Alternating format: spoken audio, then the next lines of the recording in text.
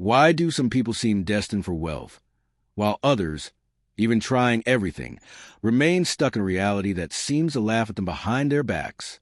What if what prevents you from prospering is not a lack of effort, but an invisible mistake, silent, subtle, that you repeat every day without realizing it?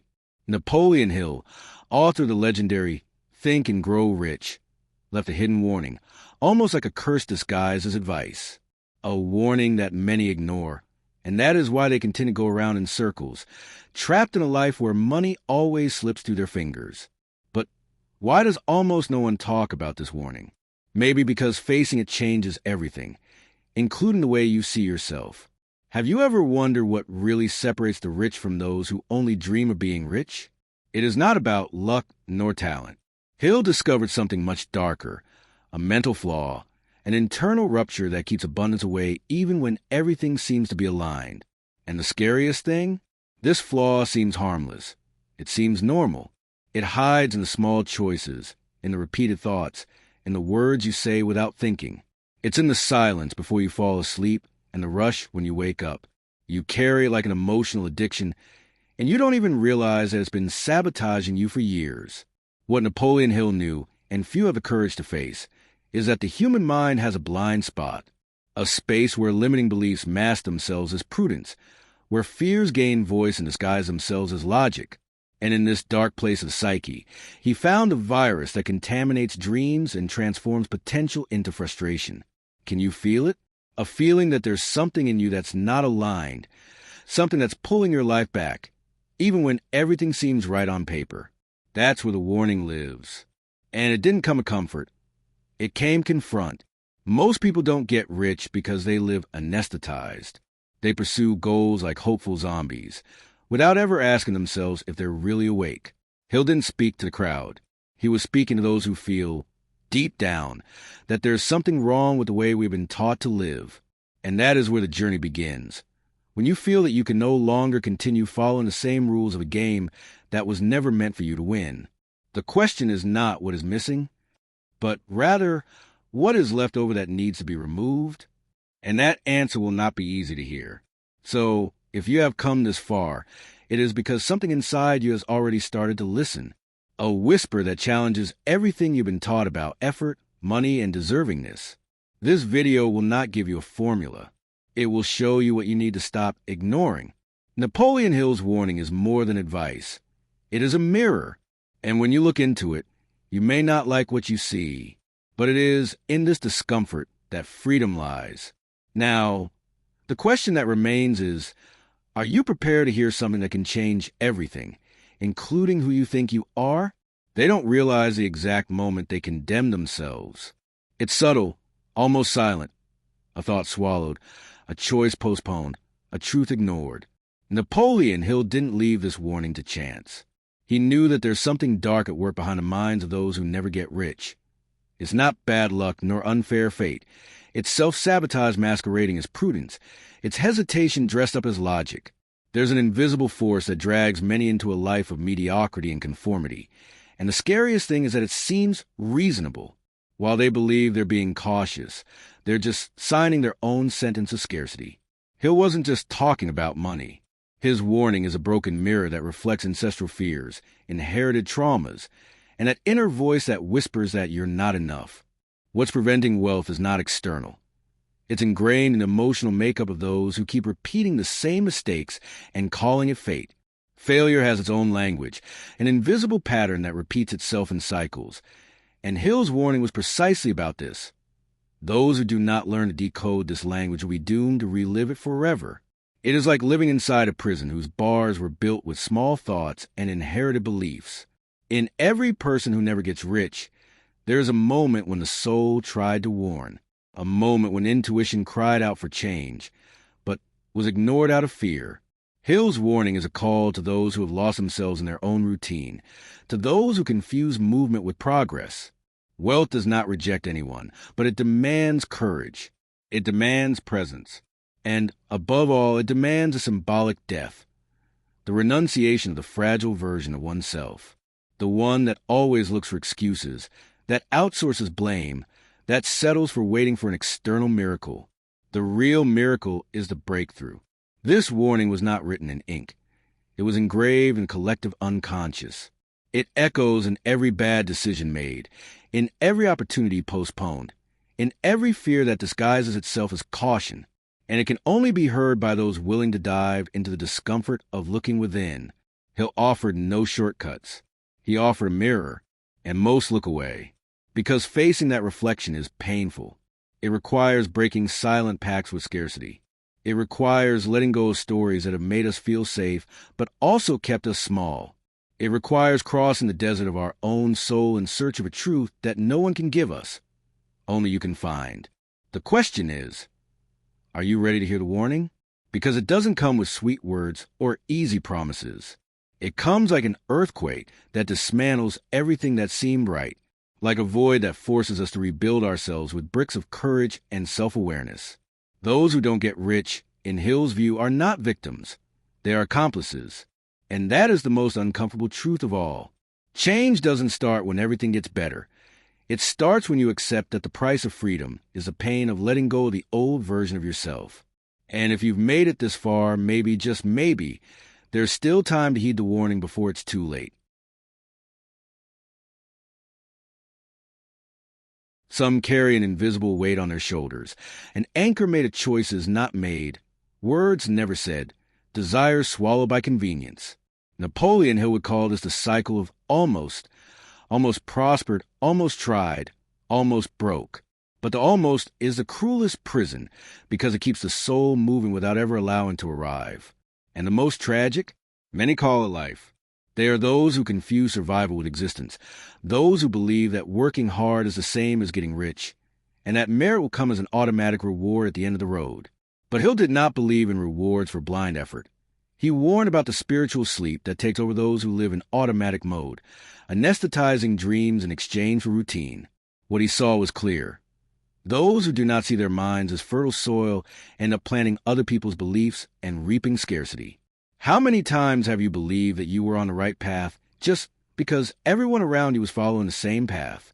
The brutal truth is that what we call normal is often just a sophisticated form of mediocrity.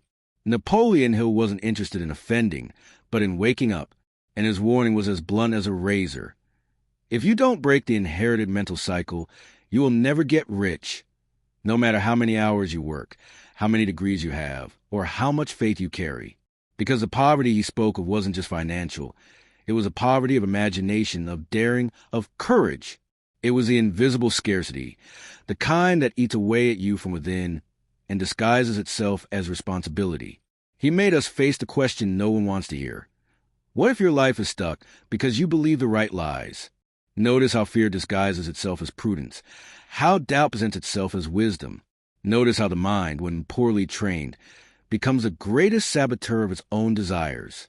Hill said that most people fail because they lack clear decision-making. They keep putting off the inevitable, waiting for the perfect moment, trying to avoid pain. But the pain will come anyway. The difference is that the pain of change heals, and the pain of stagnation kills slowly. This is the point he wanted to make. Are you willing to pay the price of transformation, or will you continue to pay the price of conformity? Because no one gets rich by accident. Wealth, of soul, mind, and matter, is a brutally intentional construction, and only those who break the cycle of excuses get there. Have you ever stopped to think about how many dreams you have murdered with the phrase, "It's not the right time"? How many potentials have you buried with the idea that one day, maybe? Hill warned, the mind will seek comfort, but the soul wants expansion. And as long as you feed comfort with justifications, expansion will remain locked outside, knocking on the door of your silence. What he was saying, in other words, is that the universe does not respond to lukewarm intentions.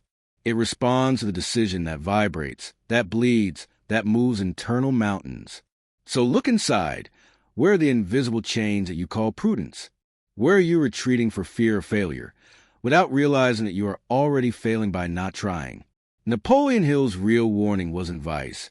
It was a mirror, a reflection of your most deeply held beliefs, of the silent pacts you made with mediocrity, of the small betrayals you committed against yourself in the name of logic. It was a call to break with everything you accepted as immutable. And perhaps, right now, in this very moment, you're feeling something awaken, an uneasiness, an anger, an urge. This is no accident. It's your soul recognizing truth before your mind. Keep watching, because what's coming is no longer about Napoleon Hill. It's about you. And it is at this point in the journey that the masks begin to fall silently, like dry leaves that can no longer cling to the tree that once held them. Do you feel it? That strange vibration in your chest, as if something were being exposed, torn from the shadows where it lived for years. It is not just Hill's message that goes through you. It is the mirror he forces you to face. Because there's a truth that no one dares to say out loud. Most people are not poor for lack of opportunity, but because of loyalty to narratives that keep them small. Inherited narratives, passed down as a sacred inheritance. Protected tooth and nail. Be grateful for what you have. Don't desire too much. Rich people don't go to heaven. How many of these phrases were served to you as absolute truths, and you, without realizing it, swallow them as if they were bread? Hill looks you in the eyes through time and asks, how long will you protect your chains as if they were metals? How long will you confuse stability with prison?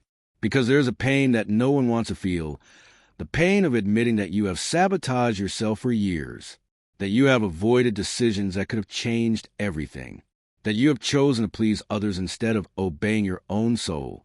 And this is where he introduces a paradox. The fear you feel about changing is, in fact, the fear of finding who you really are. Because truly changing is not about becoming something new. It is about destroying what was never you. It is about allowing what is essential in you to finally breathe. And this breathing begins with a shock, a symbolic death, the demolition of the conformed self. Have you ever noticed how some people carry a strange glow in their eyes? A kind of presence that cannot be taught nor imitated. They are those who have already died inside and have been reborn with purpose. Napoleon Hill called this burning desire. But it is not just any desire. It is a visceral, almost animal force that does not negotiate with fear. It's the kind of desire that wakes you up in the middle of the night, that makes your stomach churn just thinking about staying in the same place for another year. A desire that destroys mental walls, that tears the skin of conventions. Have you ever felt this? This wordless call that screams from within as if to say, I can't do it anymore, because this is the point of no return, and whoever gets here can never go back to being who they were. What Napoleon Hill gives you is not a map. It's an abyss, an invitation to jump, even if you don't know how to fly. And this is the secret he never said out loud. The true millionaire is the one who has lost the fear of falling, because he discovered that rock bottom is not the end, it's the portal. It's the point where you stop asking for permission to live, where you stop following rules that were never yours, where failure stops being a monster and becomes a tool. And wealth? Wealth is just a consequence of courage, a response from the universe to your non-negotiable decision to no longer betray yourself. It's at this level that everything changes. And this is where few reach, because it requires crossing the inner desert. Now stop, feel, breathe. Are you feeling that silent shiver, that strange vibration deep in your chest? This is you crossing an invisible line, where there is no more room for excuses or distractions. This is where the mask falls and the soul speaks. And it doesn't scream, it whispers, but the whisper is deafening.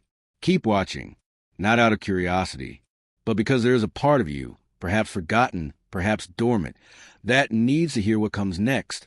Because Napoleon Hill's true warning has not yet been revealed. And when it is, you will never be the same. But before this revelation can fully reach you, a final resistance rises within you, subtle, almost imperceptible. It is the voice of the old you, the character you have played for too long. It whispers, it's too late.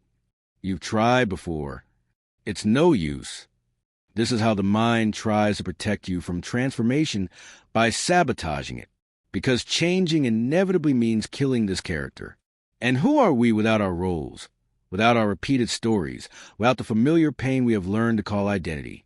Hill knew that true poverty does not live in the wallet. It lives in this internal theater. And that the first step to real wealth is the silence between two thoughts, the one that doubts and the one that chooses. It is in this interval that everything is possible. It is in this instant that you stop surviving and start creating. And what you create first is not money. It is presence. It is clarity. It is that invisible force that breaks patterns, that breaks cycles, that changes the energy of the room when you enter. It is this force that precedes fortune, because the universe does not respond to what you want, but to who you are. And as long as you vibrate like a victim, you will be treated as such. As long as you act as a supporting actor in your own life, wealth will continue to watch from afar. But when you rise up from within, when your energy begins to say, I no longer accept the minimum, then the world begins to reconfigure itself. Not from the outside in, but from the inside out. This is true alchemy. And this is why so few become rich, because they're trying to change the world without first changing the field where everything is gestated. Now, do you understand why Napoleon Hill did not just talk about success, but about consciousness? He knew that the mind is a sacred field, and that each thought you accept is a seed planted in the invisible. Many are reaping emotional, spiritual, and financial misery, because they have not yet realized that they live in soil contaminated by inherited beliefs. Beliefs that say that wanting more is a sin, that comfort is forbidden luxury, that suffering is noble. But what if these ideas are the poison? What if the true path to enlightenment requires you to say no to what everyone else says yes to? What if your freedom depends on your courage to be misunderstood, rejected, excluded? Hill said that those who seek approval never find wealth, because wealth demands raw, uncomfortable, and often lonely authenticity. What's happening now is no longer about learning. It's about remembering, because that wisdom, that sweet fury that drives you, already lives inside you. It always has. It's just been stifled by years of distractions, conditioning, and self-denial. But it didn't die. It waited. It waited for the exact moment when you were ready to listen without running away. And if you've come this far, maybe it's because that moment has arrived. Napoleon Hill's warning wasn't a threat. It was a mirror, a reflection of the most prosperous, freest, bravest version of you, watching you from the other side. And the only thing separating you from it is a decision you need to make now, not tomorrow, not when you feel most ready. Now, keep watching. What follows is not content. It is a reunion, a return to what you always knew, but never had the courage to access. Napoleon Hill lit the torch, but it is you who needs to go through the tunnel. And on the other side, there is something that words cannot describe. You can only feel it. You can only live it. And when you get there, you will understand why most people never get rich. Because they prefer the safety of darkness to the risk of opening their eyes. There are silences that never cease. They just transform into presence. And maybe you're feeling it now. Something that can't be explained with words, but that pulses like a second breath, more internal, more subtle. It's the echo of what has been unearthed, not of ideas, but the essence that lives behind them. You're no longer in the same place as before. Something has moved. Something has broken and at the same time has aligned itself, as if a forgotten part of you has returned to its place in the center of your chest. What Napoleon Hill called the invisible power decision is not just a choice, it's a rebirth, not into a new character, but into the truth that has always been buried beneath fear. And it's curious how all of this doesn't end here, because what really matters never ends. It just changes form. Maybe you're starting to notice small shifts in your daily life. A thought that once paralyzed you now runs through you without roots. A situation that once consumed you now finds no shelter. The transformation doesn't scream. It whispers. And you only listen when you stop protecting yourself from your own light. Hill never wanted to just teach you how to get rich. He wanted to remind you of something the world has made you forget. You are not your lack. You are not your scarcity. You are the space where abundance wants to flourish. And to do that, you have to die before you can truly live. If this touched you, even if you can't exactly name why, then this journey has fulfilled its purpose. Allow yourself to continue, not out of obligation, but because something inside you recognized the truth of this path, like if this sparked something in you. Share if you felt someone needed to hear this. Comment, not to be heard, but to record your awakening. And if you want to walk along on this journey of consciousness and prosperity, subscribe. Not out of curiosity, but because perhaps your soul is understood. True wealth begins with fear of being who you are ends.